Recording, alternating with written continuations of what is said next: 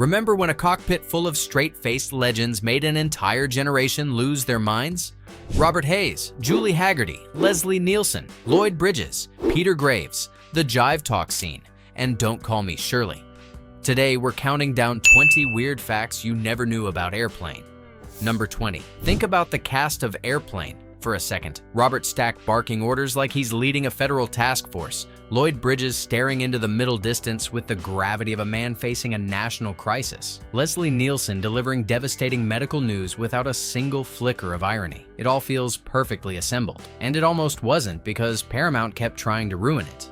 Jim Abrahams, David Zucker, and Jerry Zucker, the trio known as ZAZ, deliberately rejected every comedian the studio pushed in their direction. Bill Murray was offered. Chevy Chase was offered. Robin Williams was on the table. Zaz turned down every single one of them. Murray and Chase both moved on to Caddyshack. The price of that refusal was a contractual concession. ZAZ agreed to shrink the budget to approximately $3.5 million in exchange for the right to cast against type across the entire film. David Zucker later explained the thinking in Shirley, You Can't Be Serious, published in 2023. These were people who, up to that time, had never done comedy. We thought they were much funnier than the comedians of that time were, Zucker said. That instinct redefined parody filmmaking for the next 4 decades. Every dramatic line in Airplane was delivered by someone who genuinely believed they were performing in a disaster movie. One specific line from one specific actor on the very first day of shooting was the moment Paramount finally understood what ZAZ were doing. Number 19. I am serious, and don't call me Shirley. It is probably the most quoted line in comedy film history. It appears on AFI lists and in the vocabulary of people who have never seen the movie, and it was filmed on the first day of principal photography.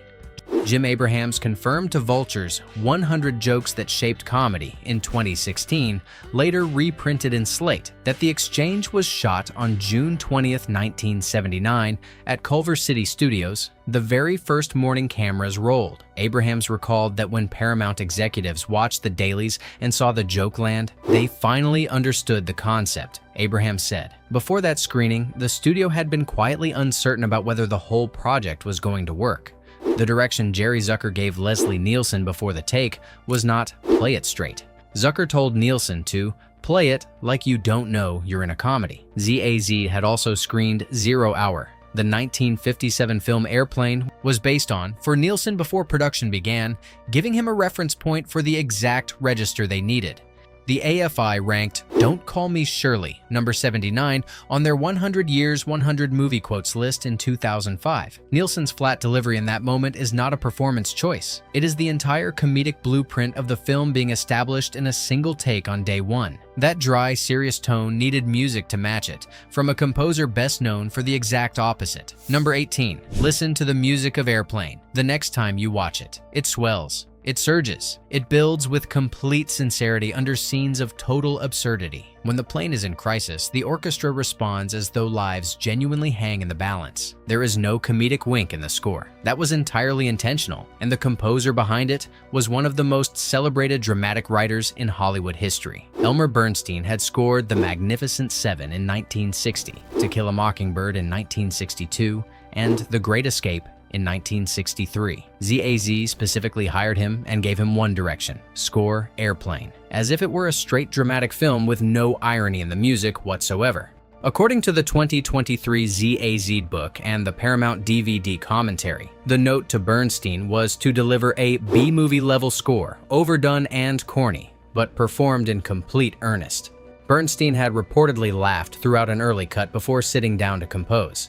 Their proof of concept was Bernstein's earlier work on John Landis's Animal House in 1978, which had used the same deadpan scoring approach. Ron Pennington's Hollywood Reporter review from June 27, 1980, specifically singled out Bernstein's music as a key element heightening the visual gags. Mute the score on your next rewatch and you will notice immediately. Bernstein is the film's primary straight man. The tone was not just a suggestion, it was a rule ZAZ enforced with unusual discipline on set. Number 17. Watch the background of any scene in Airplane. Nobody smirks, nobody telegraphs the joke, nobody breaks. The discipline running through every frame of this film, from the leads to the extras standing 3 rows back, is not accidental. It came from a system ZAZ built specifically to prevent any actor from accidentally signaling that they knew they were in a comedy. According to Variety, cited in the AFI catalog from September 3, 1986, a DGA representative stood on set at all times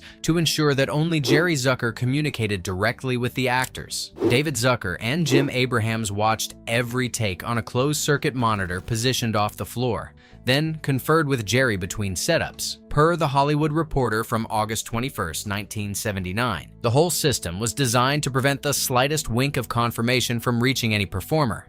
And then there was Leslie Nielsen's fart machine. Nielsen carried a handheld device throughout production specifically to destroy the composure of his co-stars the moment the cameras stopped rolling. Kareem Abdul-Jabbar later told ZAZ, "At first I thought he just had some sort of intestinal problem," Abdul-Jabbar said. The discipline held because every principal performer treated the material as though they were genuinely inside a disaster film. Nielsen's off-camera chaos made it harder, but somehow the rule survived. The movie's very first image, the one that sets the entire tone before a single word is spoken, was a last-minute addition created in a panic. Number 16. The first thing you see in Airplane is the tail fin of a commercial airliner slicing through clouds while John Williams-style strings rise on the soundtrack. It is a perfect opening. It tells you instantly what kind of movie you are watching, what the game is, and exactly how smart the joke is going to be. It was not in the film during its first test screening. That opening was added only after the preview failed so badly that Zaz had to completely rethink how the movie announced itself. The rough cut ran 115 minutes. The theatrical release was trimmed to 88 minutes, per Box Office Magazine from July 21, 1980, via the AFI catalog. The civilian audience recruiter for the first preview failed entirely,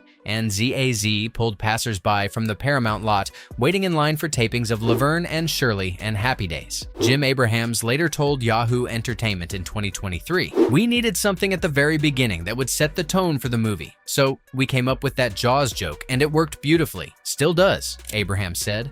Michael Eisner and Jeffrey Katzenberg were both invested in the project surviving, which gave ZAZ the room to fix it. The opening of the film was the last thing added to it. The actor who anchored the deadpan center of the film was, by that point, already the 5th choice for the role. Number 15. Leslie Nielsen as Doctor. Rumack is so perfectly cast that it is genuinely difficult to picture anyone else delivering those lines with the same flat, unshakable authority. Here is the thing. 4 other actors had already said no before Nielsen ever got the call. ZAZ offered the role of Dr. Rumack to Vincent Price first, then Jack Webb, then Christopher Lee, then Dom DeLuise. Each one passed. David Zucker told Closer Weekly in 2020 that Vincent Price reportedly called turning the role down his greatest career regret. Christopher Lee passed to appear in Steven Spielberg's 1941 and later described passing on Airplane as a mistake. When the role finally reached Nielsen, his response reframed the entire cast-against-type narrative ZAZ had built around the project. Nielsen pushed back in interviews, saying he had always been cast against type before, and that comedy was always the direction he had wanted his career to go. David Zucker told NPR on October 2, 2023 that Nielsen later said, "I would have paid them to do this," Zucker recalled. The role directly launched Nielsen's entire second career, producing Police Squad in 1982 and the Naked Gun trilogy that followed. He is not tolerating the deadpan. He is living the career he always wanted, finally given the right vehicle to do it. Getting anyone on that soundstage at all, though, required a miracle of financing that nearly never happened. Number 14. Look at the interiors of Airplane, and the production values communicate confidence.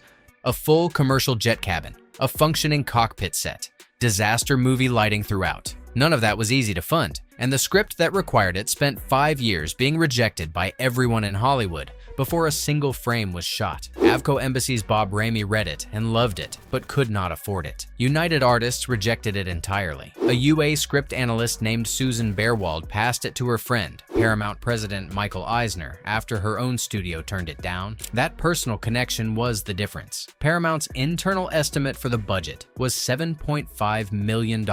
Producer John Davison cut it to $3.2 million, with the final negative cost landing at approximately $3.5 $2.5 million, per Daily Variety from July 11, 1980, and the New York Times from July 10, 1980, both via the AFI catalog. Even after that, Paramount only committed when veteran producer Howard W. Koch agreed to come aboard. The studio's own production notes confirmed. Paramount executives agreed to take the risk when producer Howard W. Koch consented. Jeffrey Katzenberg personally tracked ZAZ down at Eisner's direction. Without a script analyst passing a screenplay to a personal friend, this film does not exist. Every lavish disaster movie frame is a budget squeezed from a studio that almost never said yes. Once Paramount did say yes, their first instinct was to replace the lead with the kind of performer Zaz had spent years trying to avoid. Number 13. Robert Hays' Ted Stryker is one of the most committed performances in the history of comedy film. Every moment of anguish is completely sincere.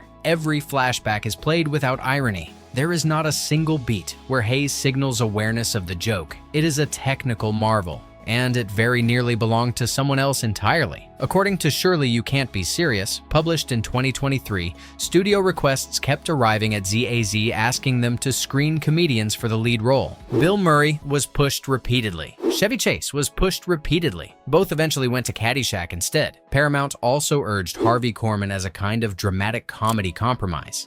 ZAZ declined that too. Jerry Zucker reportedly asked producer Howard W. Koch to discourage comedian interest by telling agents the script was not worth their client's time, a story Zucker recounted at a 2010 Lincoln Center Q&A and again in the 2023 book. The strategy was unglamorous, but it worked. The casting fight was existential, not just aesthetic. One recognizable comedic persona in a lead role would have collapsed the entire deadpan architecture of the film before a single joke landed. Zaz understood that a known comedian signals the punchline before it arrives, and that signal destroys the mechanism. The entire film depends on Hays never once indicating that he knows it is a comedy. The list of who almost played Ted Stryker, though, is even more unlikely than the actors Paramount pushed on ZAZ. Number 12. Robert Hays staring into his coffee as Elaine walks away, devastated and utterly sincere. That image works because Hays brings no celebrity baggage to it, no pre-existing comedic identity the audience has to override. And the list of people who auditioned for the same moment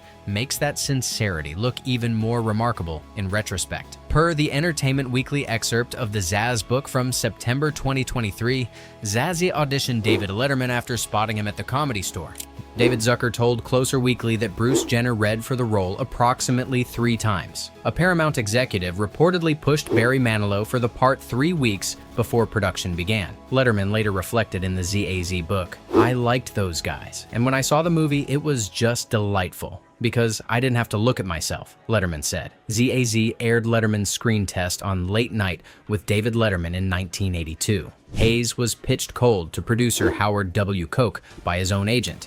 He was simultaneously shooting ABC's Angie on the same Paramount lot and filmed both projects simultaneously for 2 weeks. Julie Haggerty beat out Sigourney Weaver and Shelley Long for the role of Elaine. Long acknowledged in the 2023 book, "I was surprised I didn't get the role, but Julie was so wonderfully innocent," Long said. Hays' unknowable sincerity is precisely what separated him from every celebrity who read the same lines. Not every actor who landed the job was happy about it. Number 11. Captain Over's cockpit scenes with young Joey are some of the most deeply uncomfortable comedy in the film. The questions land because Graves delivers them with the full weight of his professional authority, without a single crack in his composure. Here is what was actually happening behind that performance. Peter Graves reportedly called the script the most disgusting piece of trash I have ever read when he first encountered it. Robert Hays told Closer Weekly in 2020 that Graves described it as the lousiest piece of junk he'd ever read, Hays recalled. He was genuinely revolted. Graves was talked back into it by his wife, his daughters, and producer Howard W. Koch. Once ZAZ had him on set, they reassured him that the inappropriate cockpit questions would be addressed in a later plot point. That plot point was never written and does not exist anywhere in the finished film. Young actor Ross Harris, who played Joey, told The Village Voice on March 18, 2010, that Graves stayed physically away from him whenever the cameras stopped rolling. Harris recalled, "I think he was uncomfortable with it.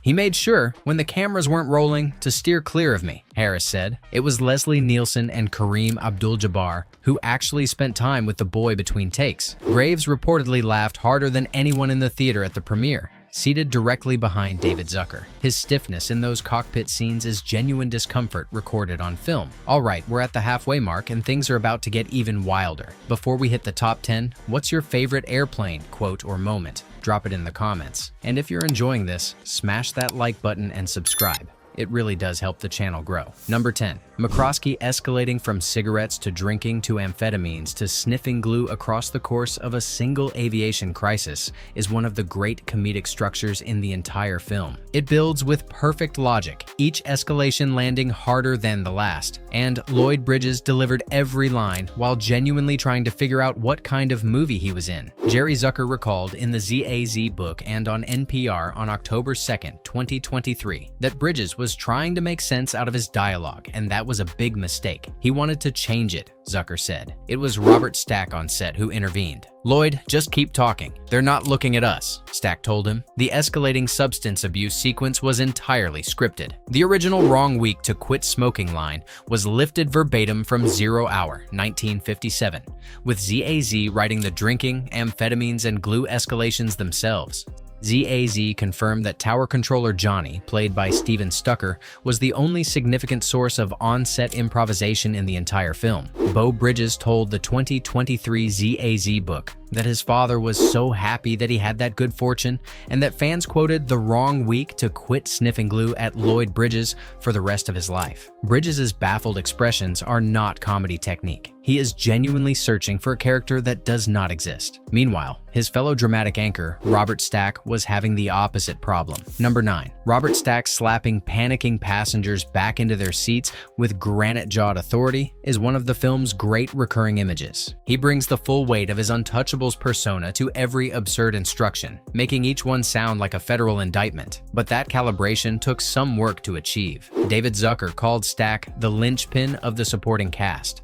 In early takes, Stack was playing a slightly self-aware version of himself, a comic wink at his own famous persona. The performance was technically competent and completely wrong for the film. Zaz showed him a recording of impressionist John Byner performing his Robert Stack impression. According to the ZAZ book and the DVD commentary, watching that tape made Stack realize he had been doing an impression of John Byner doing an impression of Stack, and he recalibrated immediately back to pure uncommented intensity. Robert Hayes told Closer Weekly in 2020 that Stack told Bridges on set, "Come on, Lloyd, they just want us to be us," Hayes recalled. Jerry Zucker recalled Stack eventually summing up the entire acting challenge in a single sentence. "I get it. We're the Stooges," Zucker said. Stack's untouchables persona makes every absurd instruction feel consequential. He is not playing Robert Stack. He is performing the platonic ideal of Robert Stack. One actress in the film was cast for exactly the opposite reason, because her image was so completely fixed it could not be imitated or exceeded. Number 8. June Cleaver leaning across an airplane aisle and announcing, "Oh, stewardess, I speak jive," is one of the most precisely constructed sight gags in the film. The joke exists entirely in the identity of the person saying those words, and it lands because Barbara Billingsley commits to the delivery with complete authority. The reason that delivery works is almost never discussed. Al White, who played the second jive dude, confirmed in the 2023 ZAZ book and in his own published biography that he personally wrote Billingsley's jive dialogue and coached her on its delivery before filming. He and Norman Alexander Gibbs had also substantially rewritten their own scene by the time cameras rolled. Billingsley told the Archive of American Television in her Emmy TV Legends interview that her role wasn't written, really. It just said, "I talk jive," Billingsley said. She met with White and Gibbs and studied a reference book on the subject before filming began. Jerry Zucker told Salon on October 3rd, 2023, "She's the perfect white lady you would never think of in a million years could translate jive," Zucker said. Billingsley later said the cameo relaunched her career after Leave It to Beaver and brought fan mail flooding back in for the first time in years. The rhythm and credibility of Billingsley's jive came directly from the actor sitting across from her who wrote every word of it. Those two men in the aisle seats built something far more complex than a single joke. Number 7. Watch the jive sequence again and read the subtitles carefully. They are not a translation of street slang. They are a translation of a completely constructed fictional language built from scratch by two actors on a low-budget set. Jim Abrahams explained on the Paramount DVD commentary that the concept originated after Zaz watched Shaft and could not follow the dialogue. Abrahams described their initial attempt as, "We did our best as three nice Jewish boys from Milwaukee to write jive talk," Abraham said. David Zucker added, "We had to apologize for what we had written," Zucker said. The original script pages were, by their own admission, embarrassing. Norman Alexander Gibbs and Al White auditioned with an improvised jive exchange and were cast immediately. White told the ZAZ book, "We came up with the individual dialogue. Jive is only a word here or a phrase there. We actually created a language," White said. He described constructing one specific line by working backward from the subtitle, "Each of us faces a clear moral choice," and building the jive equivalent from there. The two men were friends before the film. Their chemistry in the audition room was what convinced Zaz to cast them without further consideration. The subtitles in the theatrical release are a translation of a language that did not exist before Gibbs and White invented it. Another piece of inspired casting in the film started not as a creative decision at all, but as a scheduling problem. Number 6. Co-pilot Roger Murdoch bristling with barely contained fury when young Joey identifies him. The NBA superstar in a cockpit. The athlete insisting he is just a pilot, while his whole body says otherwise. It is a perfectly constructed celebrity cameo. It was also a backup plan. Jim Abrahams confirmed in the AV Club oral history that the cockpit role was written specifically for Pete Rose. When August 1979 filming dates landed in the middle of the Major League Baseball season, Rose was unavailable. Kareem was the replacement. Jerry Zucker recalled in the AV Club oral history that ZAZ offered Kareem $30,000 for the role. His agent countered with $35,000, specifically because that was the price of an Oriental rug Kareem wanted to purchase. ZAZ agreed. Weeks after filming wrapped, a Time magazine feature ran a photograph of Kareem standing in front of the exact rug in question. Ross Harris, who played Joey, told the Village Voice that Kareem was painfully shy. "No chit-chat," Harris recalled. When the scene required physical contact between them, it was not choreographed softness. Harris noted, "He was really shaking me around." Delta Airlines later brought Kareem back in 2014 to reprise Roger Murdoch in an in-flight safety video. The shaking scene is an intensely introverted NBA legend actually uncomfortable on a movie set.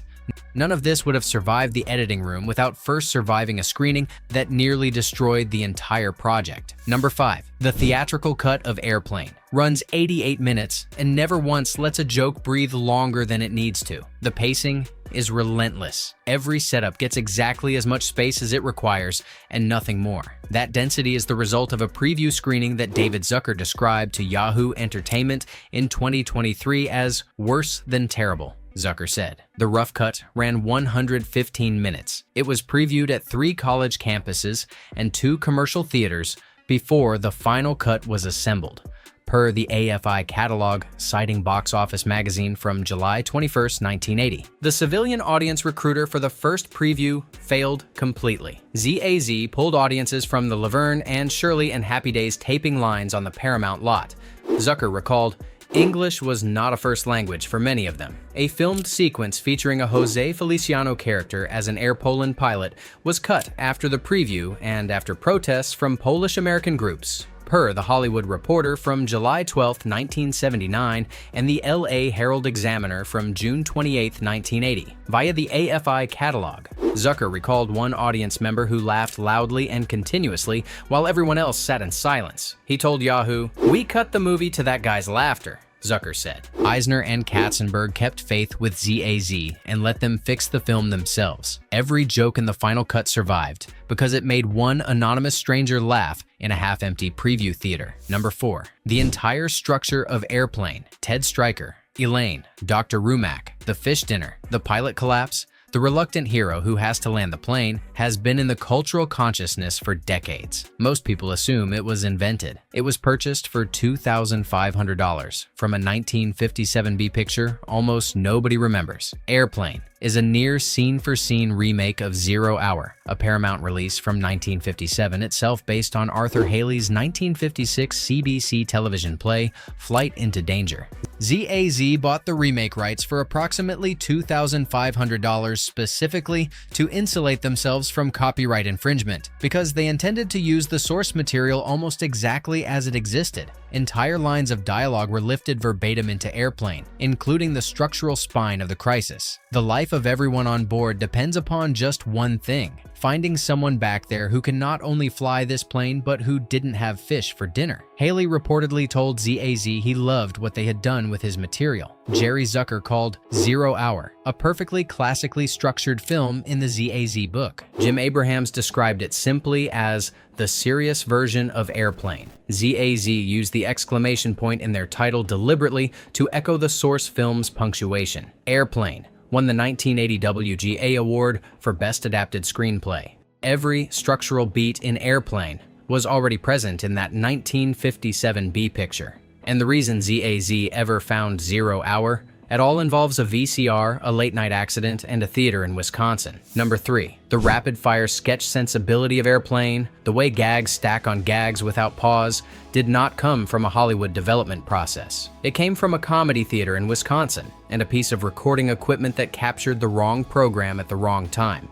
Jim Abrahams, David Zucker, and Jerry Zucker founded Kentucky Fried Theater in 1971 in Madison, Wisconsin, with friend Dick Chudnow while attending UW-Madison. They relocated to Pico Boulevard in Los Angeles in 1972. Their creative method involved recording late-night television on one of the earliest available VCR units, specifically to harvest material to parody in their stage work. Abrahams compared the process to signing for fish. One night, the VCR accidentally recorded 0 Hour instead of the intended commercial content. That accidental recording was the direct spark for Airplane, per the ZAZ book, the AFI Catalog Production History, and Salon from October 3, 2023. A friend named Kim Jorgensen, owner of the New Art Theater in Los Angeles, connected ZAZ to San Francisco investors who funded the Kentucky Fried Movie in 1977, directed by John Landis. That film's success was the credential that eventually got ZAZ a meeting at Paramount. Approximately 30 drafts were written between 1975 and production,